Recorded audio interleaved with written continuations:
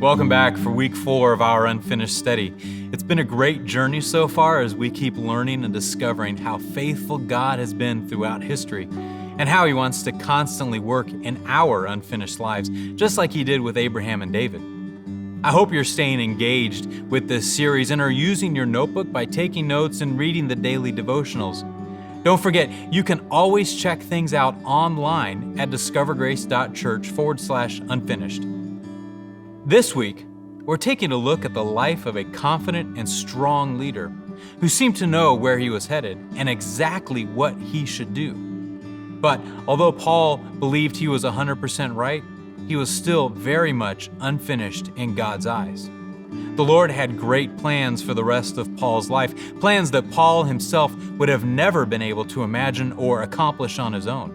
When Paul met Jesus on the road to Damascus, his life was never the same. How do you think God wants to meet you and I and continue to change us? How does He want to work in our unfinished lives? Let's watch this unfinished story together and then look at the book of Acts as a group and see what it really means to surrender our lives to God, because the Lord isn't finished with Grace Community Church or any one of us. We went through 9 years of hell, pretty much. I was done with our relationship. I was done with life in general. I didn't want to be here anymore. So I was born into a family, we never talked about religion or God. My dad was it was his way or no way. Then I married my first husband, same way. He was very controlling, and I had to be who he wanted me to be. And then I met John, didn't know that he was into drugs and the gang life world, biker world. Then I kind of just went in with him. I woke up one morning and she told me, "You look horrible, you need to go to the doctor." My eyes were kind of black and blue underneath, and she asked me, "Did you get in a fight last night?" I said, "No, I don't remember fighting last night." She said, "You need to go to the hospital, you look horrible." So I went to the VA and they ran a bunch of blood tests on me and found out my liver functioning was down. You know, I think it was between 21 and 32%. The doctor told me, "What have you been doing? Because whatever you're doing, keep doing it. You'll be dead in 6 months." He said, "I'm just gonna be honest with you." So we went and drank a bottle of tequila. Yeah, it upset me, and I went and I got hammered that night, and I did all the drugs I could and drank everything I could, you know, to get out from under it.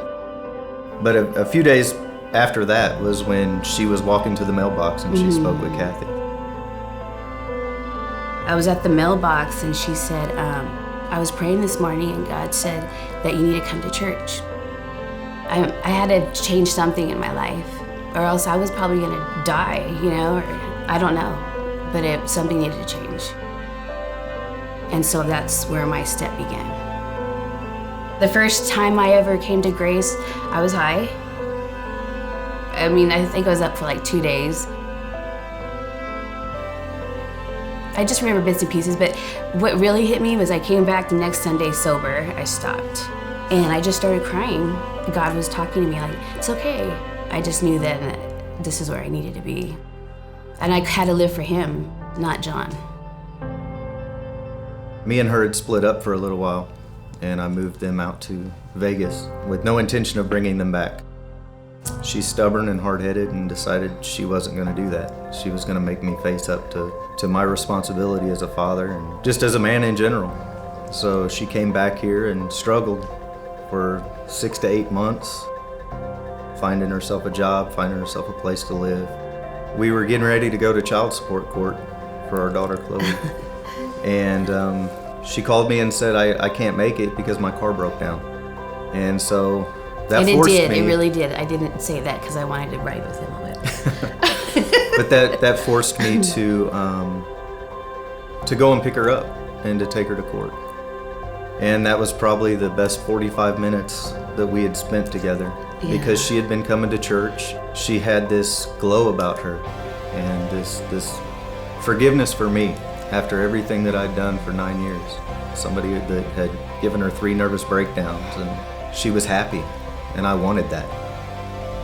Basically, she told me if we were going to start over, if we were going to get back together, or if we were even going to have a friendship to where I was going to be able to have a relationship with my daughter, that I needed to come to church. I needed to change something in my life. So I agreed and I came to the church.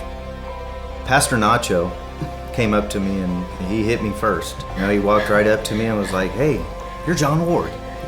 And I said, "Yeah." And he said, "Man, I've been praying for you." That hit me. I didn't know there was anybody out there praying for me. That was an amazing feeling. Not to mention just the rush of what I know now was God's mercy. Yeah. And God's forgiveness. When we left that life, we had to leave it all our habits, our choices, every little step. And Grace Church is our family. We go to work and the rest of the time is here at church. We don't miss any of it because, it's really easy to go back to the way you used to be. It takes one bad choice. And we have to stay as close to God as we can. And to do that, our lives have to come around our church. Our church is awesome. We finally feel like what real family feels like. I love this church. I think generosity plays a huge part of our step in faith. Tithing, actually giving 10% of what we make. We made that decision, and it's really been a huge blessing. Yes. Because at first I didn't feel like we could, and now it's just, there's no questions about it. Somehow the money's there. I think any opportunity that we have to serve, that's part of what God wants us to do, is to serve. Yes. It's not just a financial responsibility. It's also a giving of your time and a giving of your heart. When I hear unfinished, I think, not perfect. We're just striving to get to where God wants us to be. We're all a work in progress. And we need our church reaching out beyond our walls and gathering more people, bringing them in. Because the more people that we bring to the church and we bring to Christ, the stronger of a community that we can have. We're by no means finished in that.